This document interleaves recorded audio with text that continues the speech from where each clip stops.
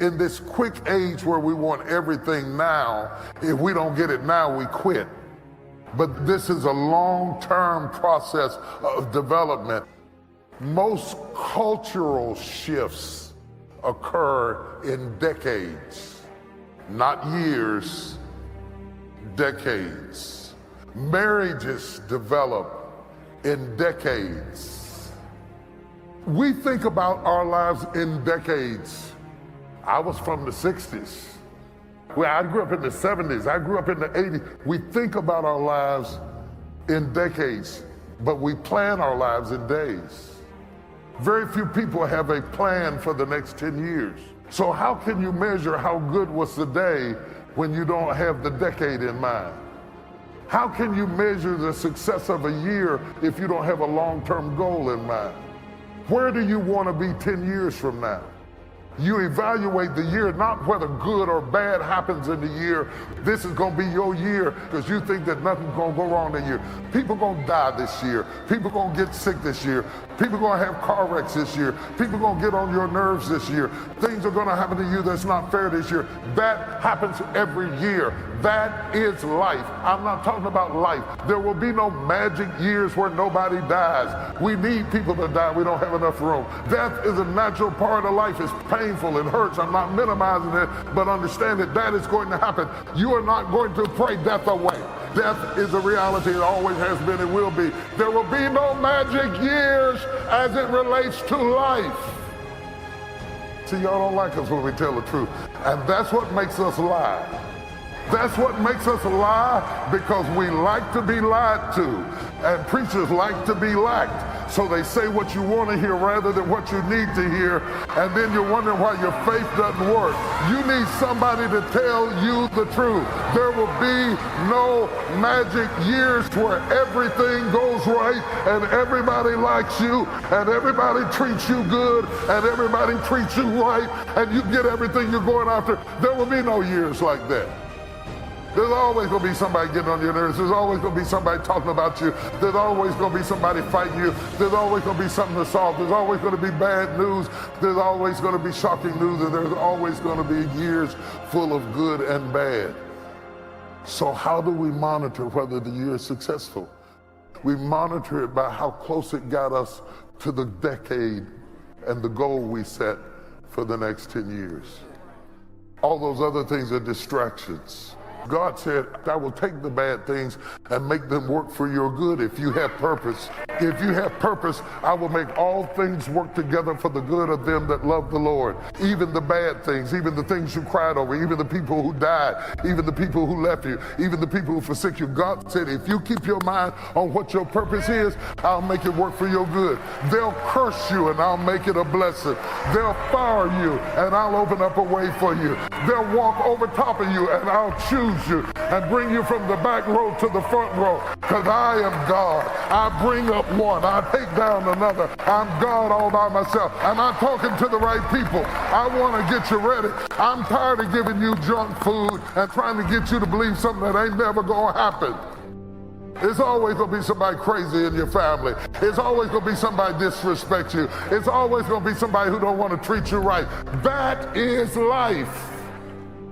If you are easily offended, you will never be awesome. You have to be strong enough to deal with different types of personalities to walk into your destiny. People who are easily offended will never be mighty. You can't be mighty and petty at the same time. You gotta decide, am I gonna be mighty or am I gonna be petty? So success is, regardless of these distractions, how close am I getting to being a better person? How close am I getting to being a better man? How close am I getting to what God created me to be? I want this year to propel me into my destiny. If it's just but one step, I want to make one step closer into what I'm supposed to be, so that when I get to the next 10 years, when I get to the decade, I am ready for that stage of my life. What I'm trying to tell you, beloved, is that you can have a new year, but it don't mean jack diddly if you don't have a new mind. I'm telling you that you can buy a new car, But if you put the old man in a new car, you're still gonna have the old experience. I'm telling you that a new house doesn't make a new marriage. I'm talking about a new outfit doesn't make you a new person. And if you think that when the clock strikes 12, you are magically gonna be a new person, I hate to be the bearer of bad news. You're just gonna be an old person in a new year, because new life doesn't come by the ticking of a clock on a wall. A new life comes from a new mind and a new way of looking at your life. You got a new dress, you got a new house, you got a new name, but that same old attitude continues to live because you have never had the courage to do an autopsy on the past to prepare for the future. There are things you can learn from what you lost. Look back over 10 years in your life. What happened? What happened? What happened in your life over 10 years? And what have you learned from it?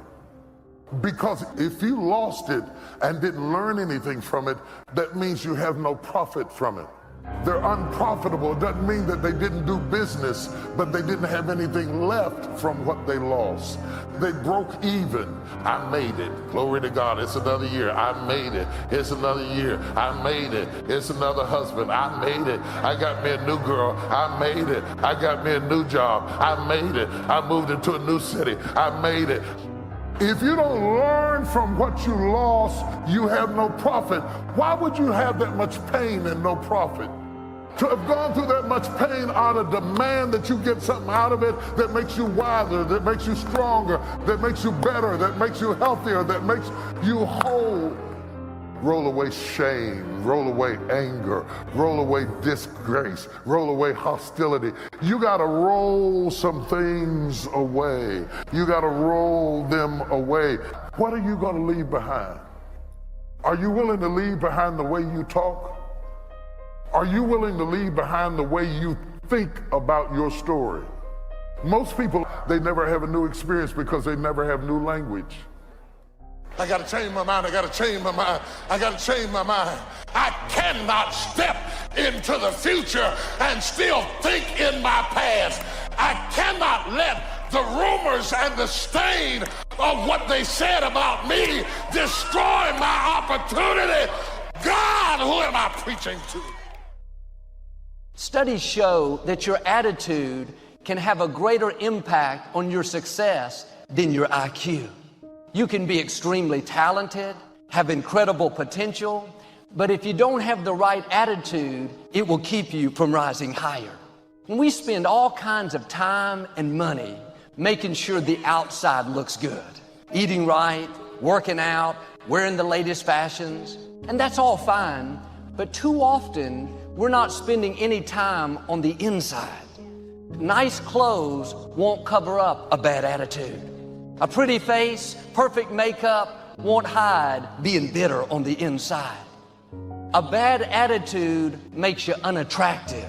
It overrides what's on the outside. It's important to look good, to develop your skills, to get an education, but it's even more important to keep a good attitude. Nobody wants to be around a sour, critical, condescending person. When you're good-natured, friendly, opportunity will come your way. People want to do business with people that they like. Your attitude is going to determine your altitude. It will determine how high or how low you go. And sometimes we're discouraged over what we brought on ourselves. It's not the enemy, it's our attitude. The good news is, all you have to do is make an attitude adjustment. It's not complicated. You can't change other people. You can't change how you were raised. A lot in life we can't control. But one thing we can all control is our attitude.